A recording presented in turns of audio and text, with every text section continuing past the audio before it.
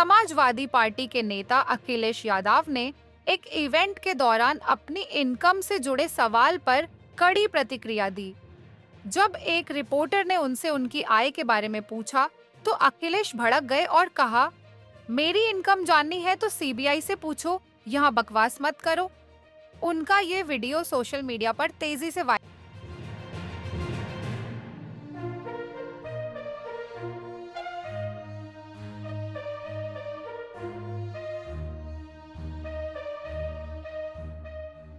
उत्तर प्रदेश के मुख्यमंत्री योगी आदित्यनाथ ने शिक्षित और प्रशिक्षित युवाओं के लिए सेल्फ एम्प्लॉयमेंट स्कीम की शुरुआत की घोषणा की है। इस योजना का उद्देश्य राज्य के युवाओं को आत्मनिर्भर बनाना और रोजगार के अवसर प्रदान करना है। इसके तहत सरकार युवाओं को आवश्यक ट्रेनिंग और फाइनेंशियल सहायता उपलब्ध कराएगी, जिससे वे अपने व्यवसाय को शुरू कर सकें।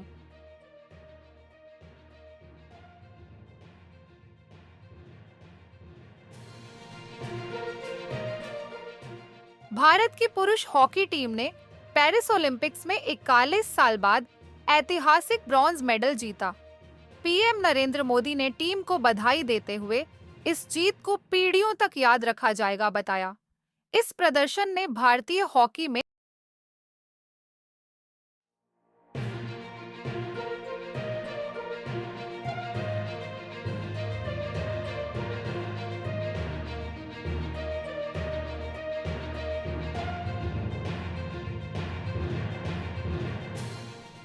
पंजाब सीएम भगवंत मान ने पेरिस ओलंपिक्स 2024 में भाग लेने वाले इंडियन हॉकी टीम के पंजाब के खिलाड़ियों के लिए RS1 करोड़ का इनाम घोषित किया। यह फैसला खिलाड़ियों को प्रोत्साहित करने के लिए लिया गया है। मान ने कहा कि यह इनाम खिलाड़ियों की मेहनत और समर्पण का सम्मान है।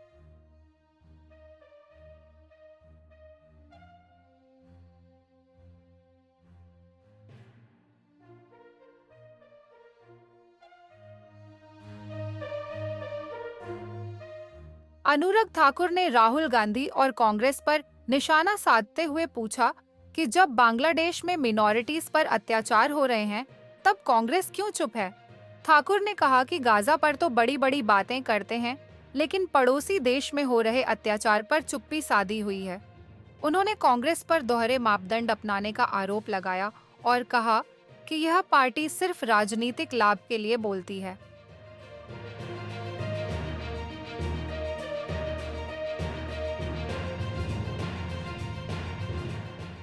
राज्यसभा में जया बच्चन और जगदीप धनखड़ के बीच हीटेड आर्गुमेंट देखने को मिली। यह बहस सोनिया गांधी के नेतृत्व में ऑपोजिशन के वॉकआउट की वजह बनी। बच्चन ने धनखड़ के रिमार्क्स का कड़ा विरोध किया, जिसके बाद माहौल टेंस हो गया। ऑपोजिशन पार्टीज ने विरोध जताते हुए सदन से बाहर जाने का फैसला किया। इससे संसद का सत्र और अधिक विवादित हो गया।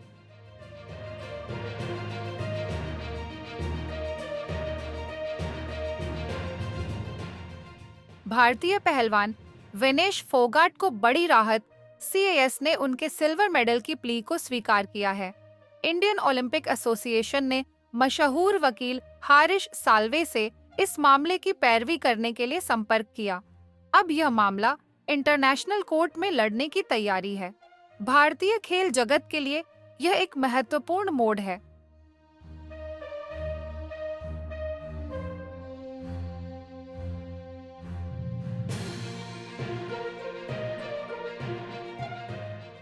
केंद्रीय गृह मंत्री अमित शाह ने विपक्ष के इंडिया गठबंधन पर कड़ा हमला करते हुए उसे बिकाऊ गठबंधन कहा।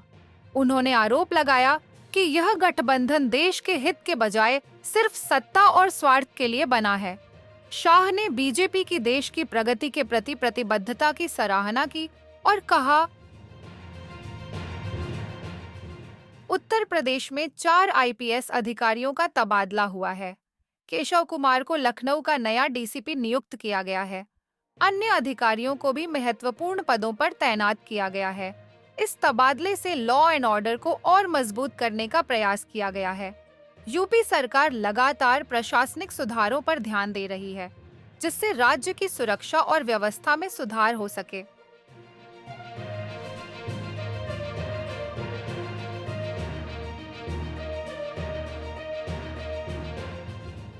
भारी बारिश और भूस्खलन के कारण हुए जानमाल के नुकसान के बाद केरल सरकार ने राज्य स्तरीय ओणम समारोह रद्द करने का फैसला किया है। वायनाड में हुए भूस्खलन में अभी भी 131 लोग लापता हैं। राहत और बचाव कार्य जारी है। भूस्खलन से पहले रेड अलर्ट जारी नहीं करने को लेकर भी विवाद हो रहा है।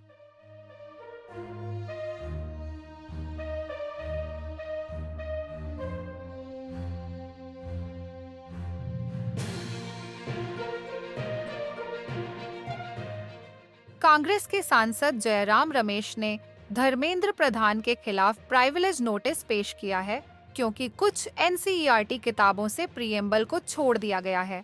यह नोटिस सरकारी विद्यालयों में प्रयोग होने वाली किताबों के अनुसार प्रीएम्बल को छोड़ने के विरोध में है।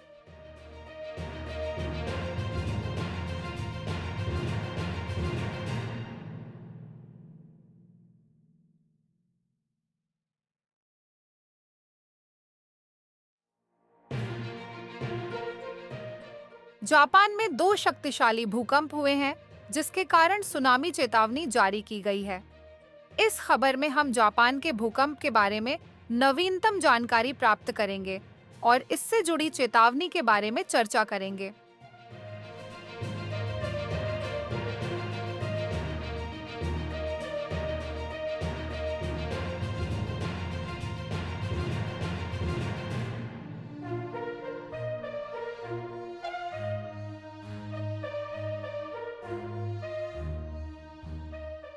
ओलंपिक 2024 में भारतीय जैवलिन थ्रोअर नीरज चोपड़ा के लिए अरशद नदीम की मां ने अपना प्यार व्यक्त किया है। उन्होंने बताया कि वह नीरज को अपने बेटे की तरह मानती हैं और उसके लिए प्रार्थना की है।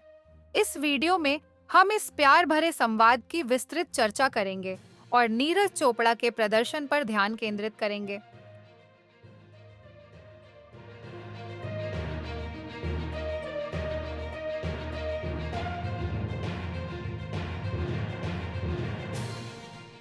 महाराष्ट्र विधानसभा चुनाव से पहले विपक्षी मवास के मुख्यमंत्री उम्मीदवार की घोषणा करने की मांग संजय राउत ने की है।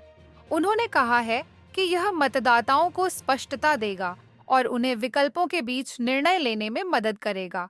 इस वीडियो में हम इस मांग के पीछे के कारणों को समझेंगे और महाराष्ट्र विधानसभा चुनाव की खबर पर चर्चा करेंगे।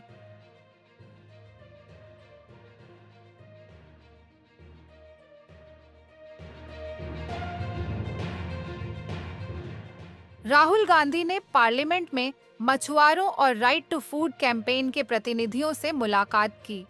उन्होंने मछुआरों के अधिकारों और देश में फूड सिक्योरिटी पर चर्चा की। राहुल ने उनकी समस्याओं को सुना और समर्थन का आश्वासन दिया। यह मुलाकात जनता के मुद्दों को सामने लाने और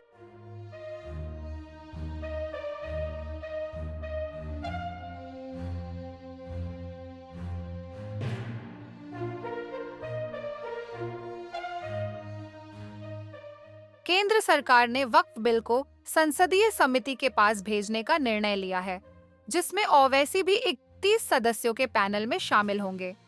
यह बिल वक्फ एक्ट 1995 को बदलने का प्रयास करेगा और वक्फ मामलों को बेहतर नियंत्रित करने का हस्तक्षेप करेगा। इस वीडियो में हम इस बिल के बारे में विस्तृत जानकारी देंगे और ओवैसी के शामिल होने की वजह से इसकी महत्व